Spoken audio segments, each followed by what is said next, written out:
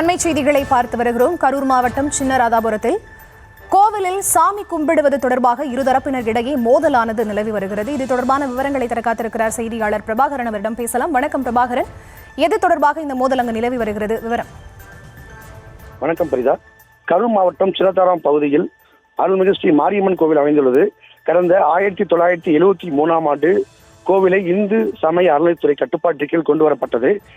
இந்த நிலையில் கோவிலில் இரு சமூகத்தை சார்ந்தவர்கள் சுவாமி தரிசனம் செய்து வந்த நிலையில் இரு சமூகத்திற்கிடையே சுவாமி கும்பிடுவதில் ஏற்பட்ட பிரச்சனை காரணமாக வழக்கு நீதிமன்றத்தில் நிலுவையில் இருந்து வரும் நிலையில் இன்று இந்து அறநிலைத்துறையின் சார்பாக கோவில் முன்பாக சாதி வேறுபாடின்றி அனைத்து சமயத்தினரும் கோவிலில் வழிபடலாம் எனவும் பூஜையில் கலந்து கொள்ளலாம் எனவும் கோயிலுக்கு வழிபாடு செய்ய வரும் பக்தர்களை தடுக்கும் நபர்கள் மீது காவல்துறையின் மூலம் குற்றவியல் வழக்கு பதிவு செய்ய நடவடிக்கை மேற்கொள்ளப்படும் என வைக்கப்பட்ட பதாகையை அகற்ற வேண்டும் என கோவிலில் நீதிமன்ற உத்தரவு இல்லாமல் திறக்கக்கூடாது என சமூகத்தினர் சேர்ந்தவர்கள் காவல்துறை மற்றும் அறநிலைத்துறை அதிகாரிகளை முற்றுகிட்டு வாக்குவாதத்தில் ஈடுபட்டனர்.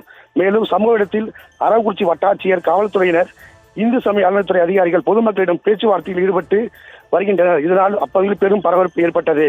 பேச்சுவார்த்தை நடைபெற்று வந்த நிலையில் இந்து அறநிலைத்துறை சார்பில் வைக்கப்பட்ட பதாகையை அப்புறப்படுத்தியதால் பொதுமக்கள் வாக்குவாதத்தில் ஈடுபட்டனர். அப்பொழுது போலீசார் மற்றும் பொதுமக்களிடையே தள்ளுமுள்ளு ஏற்பட்டது.